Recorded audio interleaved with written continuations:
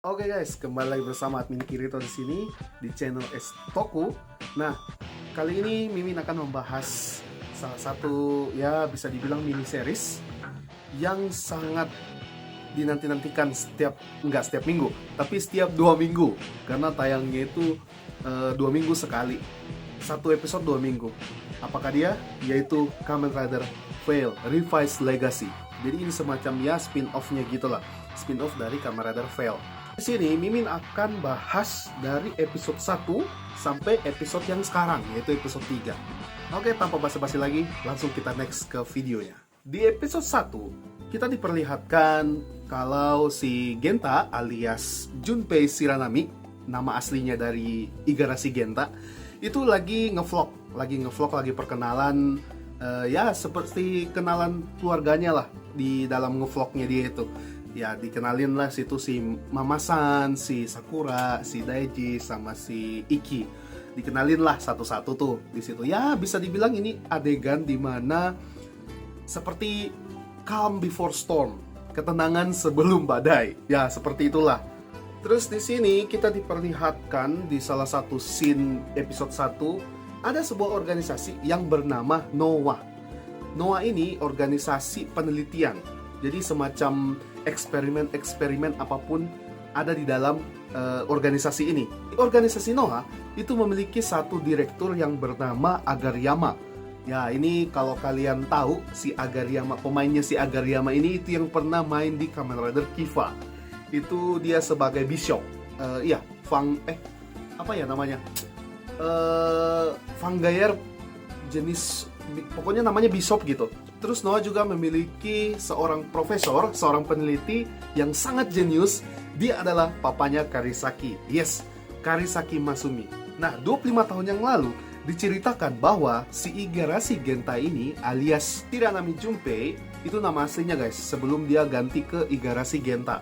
Diceritakan bahwa si Shiranami Junpei ini, dia itu habis kecelakaan motor. Ya, dia bisa dibilang udah sekarat lah, udah mau dead gitu. Nah, ditolong nih sama organisasi NOAA. Nah, ini si Shiranami Junpei ini, dia dulu awalnya juga dia semacam tentaranya si NOAA, anggotanya NOAA gitu juga. Tapi dia jatuh ke lembah jurang katanya. Menurut informasi dari NOAA, si Shiranami Junpei ini jatuh dan ya sekarat lah begitu. Nah, daripada istilahnya ini si Shiranami Junpei ini tubuhnya itu sia-sia, Agariyama ini berpikir, gimana kalau kita manfaatin si Shiranami Junpei ini menjadi alat percobaan. Percobaannya itu apa? Yaitu memasukkan sel gift ke dalam tubuh manusia. Nah, sel gift ini mempunyai efek penyembuhan yang sangat luar biasa. Makanya harusnya ini si Igarashi Genta ini mungkin, atau Shiranami Junpei ini mungkin udah mati karena kecelakaan motor itu. Cuman gara-gara dimasukin sel gift ke dalam tubuhnya, itu dia bisa hidup kembali. Nah, habis itu dia dikurung di salah satu tahanan gitu. Tiba-tiba masuk nih 2 orang nih, si papanya Karisaki yaitu Karisaki Masumi dan si Busan. Nah, beda jauh kan? Nah, ini yang si tentara ini tuh Busan, guys. Nah, jadi si Shiranami Junpei ini bingung loh, kok aku ada di sini gitu. Dia kayak seperti nggak ingat apa-apa sih kalau yang Mimin nontonnya. Dia tuh nggak ingat apa yang terjadi gitu. Si papanya Karisaki ini kasih tahu kalau dia ini sebenarnya sudah mati, tapi ditolong oleh organisasi NOAA. Nah, di sini si Shiranami Junpei ini ditugaskan untuk menjadi pemburu iblis alias Hunter Devil. Tugasnya apa kan? Jadi tugasnya itu membasmi iblis-iblis yang gagal, ibaratnya ya percobaan-percobaan iblis yang gagal gitu. Tapi nggak mungkin kan si Shiranami Junpei ini melaksanakan tugasnya tanpa senjata. Nah, dia dipersenjatai oleh Veil Driver dan Kabuto Vice-Stamp untuk berubah jadi Kamen Rider Veil. Udah tuh dibawakan dia ke salah satu tempat di mana si iblis yang gagal ini, iblis gagal lah bisa dibilang ya, dari hasil percobaan gagal itu dipertemukan sama si Shiranami Junpei ini untuk menghabisi si iblis gagal ini. Nah, udah tuh berubah kan, berantem, dan dia tiba-tiba di pertengahan pertempurannya itu dia mengingat bahwa kedua orang tuanya itu dibunuh oleh iblis. Nah, iblisnya tuh ya kalau Mimin lihat di sini sih Red Devil ya, iblis merah. Mirip seperti Vice, tapi nggak tahu nih apakah bener mirip sama Vice. Nah, setelah itu karena si Shiranami Junpei ini mengamuk gara-gara keingat tuh masa lalunya kan. Nah, ditangkap dan dimasukin sel tahanan lagi. Nah, di dalam sel tahanan ini dia kayak semacam kesel gitu karena sudah keingatkan masa lalunya kalau orang tuanya itu dibunuh oleh iblis. Jadi dia kayak ingin cepat melakukan tugasnya untuk mencari si iblis merah ini. Nah, tiba-tiba di dalam sel tahanan itu, di dalam tubuhnya si Shiranami Junpei ini, si Igarashi Genta ya, itu keluar suara semacam iblis, bisikan iblis gitu. Dia adalah Veil. Jadi Veil katanya itu lahir untuk membantu si Genta ini, si Shiranami Junpei ini. Katanya dia ingin membantu si Genta balaskan dendamnya ke si iblis merah ini. Jadi dia bertarung hari demi hari, lawan iblis, hancurin iblis. Itu mulu kerjaan dia, sampai itu membuat dia kayak kena mental, psikisnya kena, kayak apa ya, mental break. Dia tuh kayak jadi apa ya, udah nggak normal gitu pikirannya karena ya tahu sendirilah di kerja paksa terus nggak dibayar pula. Nah udah tuh stres kan. Nah, jadi tujuannya dia ini mengikuti perintah Noah hanya untuk mencari si Red Devil karena dia membalas dendam kan, orang tuanya dibunuh. Nah terus di tengah pertempuran, nah ketemulah salah satu wanita, yaitu Igarashi Yukimi. Nah di sini Igarashi Yukimi diperankan oleh Sakura Okubo, pemain Q Ranger Chameleon Green. Kalau kalian udah nonton Q Ranger, dipertemukanlah di situ. Nah selama pertarungan si Igarashi Junpei ini ya dia kayak bukan hilang kendali sih, nggak hilang kendali, tapi kayak ngamuk gitu, agak barbar lah bertarungnya, sampai beberapa warga yang melihat itu mereka mengiranya si Igarashi Junpei ini iblis juga. Dia Ngehisatsu berhasil ngebasmi monsternya, tapi dianya ketimbun. Nah dipikirnya si Igarashi Genta ini atau Shiranami Junpei ini udah mati. Nah setelah itu ternyata si Igarashi Genta ini alias Shiranami Junpei ini dia masih hidup. Nah di sini Shiranami Junpei ini dia dalam keadaannya bisa dibilang ketimpa batu, tapi ketemu dengan sosok bidadari, anjir. Lanjut ke episode 2. Nah di episode 2 kali ini itu kita diperlihatkan sisi di mana si Igarashi Genta dan Igarashi Yukimi itu bertemu. Di sini awal kita bisa lihat itu si Igarashi Yukimi yang berhasil menolong si Igarashi Genta ini dari reruntuhan dan membawanya ke kediamannya dia, di mana yaitu Shiawase-yu. Jadi permandian air panas ini atau happy spa itu milik si Yukimi dan keluarganya. Nah cuman fakta kelamnya itu ya keluarganya si Yukimi ini itu udah pada meninggal semua. Katanya terlibat dalam satu kecelakaan. Terus sementara itu mereka ngobrol saling curhat gitu, tanya siapa namamu. Terus si Genta jawab, aku lupa ingatan, aku nggak ingat siapa namaku. Si Yukimi ini bilang, gimana kalau aku memberimu nama Genta atau aku memanggilmu Genta. Nah kata Genta ini ada artinya ternyata, cuman di sini belum dikasih tahu kalau artinya itu apa. Kata si Yukimi rahasia. Nah kira-kira kalau diantara kalian udah tahu arti dari kata Genta, coba kalian komen di bawah. Nah, di sini juga semakin ditonjolkan cara kerja atau sistem prosedur yang ada di Noah. Jadi awalnya itu mereka meneliti Vice-Tam dan mengembangkan driver pertama, yaitu Veil Driver. Nah, Veil Driver ini apa? Jadi Veil Driver ini semacam sistem yang dapat mengontrol kekuatan Vice-Tam dan kekuatan iblis. Nah, correct me if I'm wrong. Jadi Veil Driver ini dia itu tercipta dari gift stamp. Oke? Correct me if I'm wrong. Coba kalian komen di bawah. Tapi di sini nggak dijelasin gitu loh. Maksudnya nggak dijelasin lebih kalau cara buatinnya itu gimana, apakah lewat proses gimana gitu pakai gift stamp. Nah, setelah itu di sini juga diperlihatkan kalau ternyata percobaannya Noah ini terhadap kontrak dengan iblis itu ya bisa dibilang udah berangsur lama, bahkan banyak jatuh korban akibat penelitian ini. Banyak semacam kelinci-kelinci percobaan yang diuji coba namun gagal. Nah, mereka ini yang gagal ini berubah jadi iblis yang ya bisa bilang iblis gagal lah, yang hancur gitu, mukanya jelek banget lah pokoknya. Nah, di scene berikutnya kita diperlihatkan kalau Igarashi Yukimi dan Igarashi Genta itu semakin dekat. Itu mereka sampai si Yukimi tuh sampai mau beliin dia baju kan, karena katanya bajunya udah lusuh. Namun di tengah perbincangan mereka itu ya tiba-tiba mereka disergap oleh tentara Noah. Mereka diketemukan lah, ibaratnya dilacak dan ketemu kalau mereka ada di sekitaran ya mungkin kayak pusat perbelanjaan gitu loh. Nah, mereka disergap, namun si Igarashi Genta atau Shiranami Junpei nggak bisa ngapa-ngapain karena dia nggak punya kekuatan apa-apa.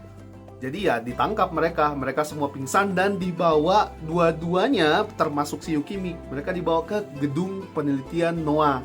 Lanjut ke episode 3. Di episode 3 diperlihatkan bahwa mereka dikurung, cuman ruangannya mereka tuh hanya terpisah tembok gitu loh. Di adegan awal ini Mimin agak ya gimana ya, agak-agak sedih gitu sih. Nah, soalnya kenapa Mimin bilang sedih? Karena ya bisa dibilang si Igarashi Yukimi dan Igarashi Genta ini nasib mereka berdua sama ya bisa dibilang hidupnya mereka tuh kesepian, hampa. Kenapa bisa kok kayak gitu kan? Nah, pertama si Igarashi Yukimi itu keluarganya semua kecelakaan. Jadi bisa dibilang si Yukimi ini tinggal sendirian di permandian itu, di Happy Spa-nya itu. Nah, sementara si Igarashi Genta itu keluarganya itu mati dibunuh iblis. Nah, jadi dia sebatang kara. Nah, terus hidupnya itu dia jalani hidup tuh cuman untuk balas dendam ke si Red Devil ini atau iblis merah ini. Terus aja gitu, tiap hari gitu, sampai bosen, sampai kena mental gitu. Jadi kasihan sih di sini, scene-nya itu agak menyentuh juga bahwa nasib mereka itu wah sedih banget, sama. Lanjut ke scene selanjutnya. Di sini kita diperlihatkan kalau si Busan dan si Profesor Karisaki itu lagi ngobrol. Si Busan itu nanya gimana nih soal pembicaraan semalam. Kayaknya itu pembicaraan untuk merencanakan mereka kabur dari organisasi Noah. Kenapa mereka ingin kabur? Kalau dari sisi Busan melihat si Agariyama ini udah keterlaluan. Jadi bos mereka ini atau direktur mereka ini udah kayak kelewat batas gitu. Udah nggak manusiawi lah bisa dibilang. Nah, cuman di sini si Profesor Karisaki itu kayak apa ya, bisa dibilang dia kayak udah terlanjur lah. Ibaratnya kayak macam ya udah terjadi ya mau gimana lagi, ya udah jalanin aja. Dan bahkan dia mikir aku udah nggak pantas lagi untuk balik ke jalan yang benar ya, bisa dibilang gitulah. Dia udah kayak merasa dirinya ini udah kotor, udah nggak pantas untuk menjadi seorang peneliti yang baik gitu. Di satu sisi juga penelitian ini kan sedang berjalan, yaitu si Shiranami Junpei ini. Nah, di dalam perbincangan Busan dan Profesor Karisaki itu terkuak bahwa si direktur Agariyama itu ternyata untuk memanfaatkan si Igarashi Junpei, ya bisa dibilang dia menyuruh iblis atau si Red Devil ini membunuh kedua orang tuanya agar si Shiranami Junpei ini kesel dan benci gitu terhadap iblis. Jadi ini semuanya kayak udah direncanain gitu loh dari awal. Wah, ini sungguh plot twist sih. Nah, terus tiba-tiba sementara si Busan dan si Profesor Karasaki ngobrol, itu si Shiranami Junpei di layar monitor itu ngamuk, tiba-tiba ngamuk. Loh, kok bisa gitu. Nah, diceklah ternyata badannya si Shiranami Junpei ini itu menolak sel gift gitu. Nah, kayak penolakan lah, tubuhnya tuh menolak gitu. Ya, bisa dibilang ini menuju kegagalan sih, eksperimen gagal gitu. Dia kasusnya kalau gagal itu ya berubah menjadi iblis yang bentuk jelek itu, yang gagal itu. Sampai-sampai si Agariyama ini datang dan bilang, wah ini kalau dia ini gagal, jangan sampai dia nanti berubah jadi monster itu lagi gitu. Nggak ada yang basmi kan kalau dia berubah jadi monster iblis yang gagal itu. Siapa yang mau basmi coba? Tentaranya aja keok-keok kok, nggak berkutik lawan iblis gagal ini. Nah, jadi dibilang sebelum si Shiranami Junpei ini berubah, ya habisin aja gitu. Nah, tapi si Vale nggak terima. Dia bilang, wah ini nggak bisa nih kalau lu mati di sini gitu. Lu ada alasan untuk hidup. Nah, jadi si Vale ini berikan kekuatannya dia untuk si Shiranami Junpei ini melawan gitu. Nah, terus udah tuh, udah kayak overpower, dia hajar, hampir kalah semua, sampai kalah semua itu si tentaranya Noah kan. Setelah itu si Shiranami Junpei ini kabur dan sambil mengajak kabur si Yukimi juga. Jadi dia masuk ke salah satu ruangan yang kan sebelahan tuh ruangannya mereka tuh. Datang dan ajak, ayo kita kabur dari sini gitu. Nah, di pertengahan jalan itu disergap lagi mereka sama tentara Noah. Tapi ternyata di situ ada Busan yang menembak balik ke teman-temannya. Nah, si Shiranami Junpei bilang, loh, kok ngapain? Kamu kok ngelakuin itu? Kamu kan tentaranya Noah. Nah, ternyata kalau si Busan ini itu penyusup, guys. Jadi dia itu ya bisa dibilang kayak intel nggak sih? Nggak tahu deh, mungkin coba kalian kalau yang paham dengan kata-katanya Busan. Jadi kata-katanya Busan itu katanya dia adalah penyusup yang masuk di organisasi Noah. Dia kayak menyamar gitu untuk menyelidiki kasus ini, kasus percobaan manusia dan kontrak dengan iblis gitu. Nah, jadi dia itu nggak ingin ada korban jatuh lagi seperti si Igarashi Genta ini atau Shiranami Junpei ini. Nah, udah tuh kan mereka kabur bareng tuh 3 orang, si Busan, si Yukimi sama si Genta. Kabur bareng tuh. Sementara di perjalanan itu ternyata si Busan ini bawa ini si Vale Driver, dia curi dari organisasi Noah. Dia kantongin tuh, gila itu. Gimana bawaannya itu tadi tuh. Tiba-tiba aja nongol gitu. Nah, jadi karena diikutin oleh si tentaranya Noah, jadi terpaksa si Igarashi Genta ini, pergi untuk habisin si para tentara Noah ini. Nah, ini jadi ya awal mula pelarian mereka. Nah, di episode selanjutnya, di episode 4 itu akan tayang tanggal 8 Mei. Di situ diperlihatkan kalau si Igarashi Genta ini sama si Igarashi Yukimi ini udah saling jatuh cinta lah begitu. Ibaratnya mereka udah mau bangun rumah tangga lah gitu. Udah kabur kan. Nah, mungkin juga diceritakan bagaimana cara mereka kabur dari Noah gitu. Tapi ada satu scene di mana si Igarashi Genta ini dia kayak benci banget gitu sama iblis. Nah, si Vale memanfaatkan ini. Dia bilang, "Oh, lu benci banget ya sama iblis. Kalau gitu percayakanlah tubuhmu padaku," gitu. Jadi dia pakai tubuhnya, si Vale pakai tubuhnya si Igarashi Genta untuk membasmi si iblis ini. Karena iblis ini gak tahu dari mana tuh tiba-tiba muncul aja gitu. Nah, oke. Mungkin hanya segitu dulu pembahasan kita kali ini. Kalau mungkin Mimin ada yang kelewat atau bahasannya ada yang kelewat dari episode 1 sampai episode 3, kalian boleh tambahkan komentar di bawah ya. Nanti Mimin baca. Dari mulai episode 1 sampai episode 3 ini ya lumayan lumayan seru sih. Cuman pendapat Mimin nih ya, durasinya tuh kurang gitu. Kayak cerita Vale ini, spin-off-nya Vale ini kayak bisa dibilang santai aja gitu. Buru-buru banget gitu, kayak pace-nya tuh cepet gitu dari episode 1, episode 2, episode 3 gitu. Semoga pace-nya nggak terlalu cepet banget gitu kan. Maksudku ya kita mau nikmati gitu pelan-pelan ceritanya gimana sih masa lalu si Igarashi Genta ini. Cuman ya durasinya ya kalian lihatlah 10 menit, ada bahkan 7 menit episode 2 itu kalau nggak salah 7 menit, kalau nggak salah ini ya. Oke, mungkin segitu dulu video kali ini. Kalau kalian suka dengan konten seperti ini, ayo kalian like dan share ke teman-teman kalian, subscribe juga channel ini untuk mendukung channel ini agar lebih membaik lagi. Terima kasih buat kalian yang sudah nonton. Sampai jumpa di next video. Akhir kata, ciao. Bye-bye.